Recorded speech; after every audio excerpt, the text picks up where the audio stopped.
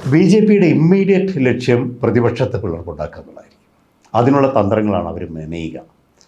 കാരണം അതിന് സ്വാഭാവികമായിട്ടും നമുക്കറിയാമല്ലോ, കൂടെ ഒരുപാട് കാലം കടന്നു കഴിഞ്ഞാൽ അപ്പം തന്നെ ചെറിയ തട്ടലും മുട്ടലും ഒക്കെ ഉണ്ടാകും, അപ്പുറത്താണെങ്കിലും ഇപ്പുറത്താണെങ്കിലും.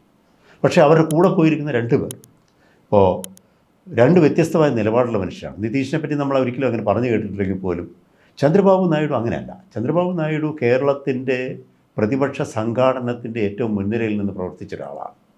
അപ്പോൾ ചന്ദ്രബാബു നായിഡു നമ്മൾ പറയുമല്ലോ, he is a man with his own heart എന്ന് പറയുമല്ലോ. എന്ന് പറഞ്ഞാൽ അദ്ദേഹത്തിൻ്റെ ഒരു മനസ്സുള്ള ആളാണ്.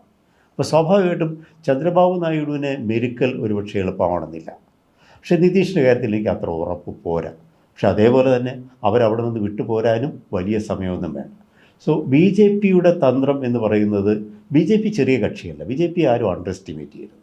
അതിന് ഒരു കേഡർ സ്വഭാവം, ഒരു സെമി കേഡർ സ്വഭാവം ഉള്ള കക്ഷിയാണ്.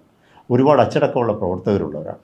അല്ലെങ്കിൽ അച്ചടക്കത്തിന് കുറവുണ്ടെങ്കിൽ ആർ എസ് എസിൻ്റെ ഒരു പിന്തുണയുള്ള സ്ഥലം. പക്ഷെ അപ്പോൾ ആർ എസ് എസിനെയും ഈ ആളുകൾക്ക് പൊതുവിൽ തന്നെ ആർ എസ് എസിനെ ഇകഴ്ത്താനാണ് ഔത്സുക്യം. പക്ഷെ നിങ്ങൾ ശ്രദ്ധിക്കേണ്ടത് ആർ എസ് എസ് എങ്ങനെയാണ് അവരോരോ പ്രശ്നങ്ങളെയും കാണുന്നത്, എങ്ങനെയാണ് വിലയിരുത്തുന്നത്.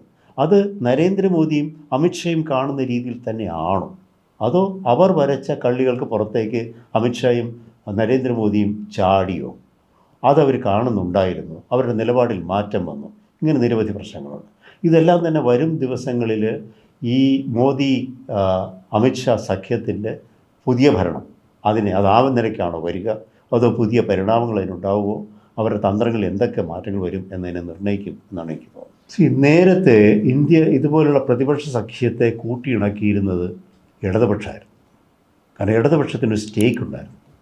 ഇടതുപക്ഷത്തിന് അത് പറയാനുള്ള വലിയ കരുത്തും ഉണ്ടായിരുന്നു.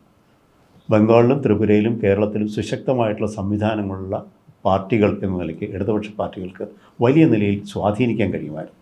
ശ്രദ്ധിച്ചു നോക്കിയാൽ ഏകദേശം 10-20 വർഷക്കാലത്തോളം ഹർകിഷൻ സിംഗ് സുർജീത് എന്ന് പറയുന്ന ഒരൊറ്റ മനുഷ്യനാണ് പലതിനെയും കൂട്ടിയിണക്കിക്കൊണ്ട് പോയത്. അദ്ദേഹത്തെപ്പറ്റി തമാശകൾ പറയാം, ചിരിക്കാം, വിമർശിക്കാം. പക്ഷേ അദ്ദേഹം ഇന്ത്യൻ വിപക്ഷ നിലപാടിനെ കൂട്ടിയിണക്കിക്കൊണ്ടുപോയി കാണിച്ച ചാതുര്യം ഇല്ലാത്തത് കൊണ്ടാണ് നമ്മൾ ഇന്ന് പല പ്രശ്നങ്ങളും നേരിടുന്നത്. ഇപ്പോഴും എന്താണ് പ്രശ്നം?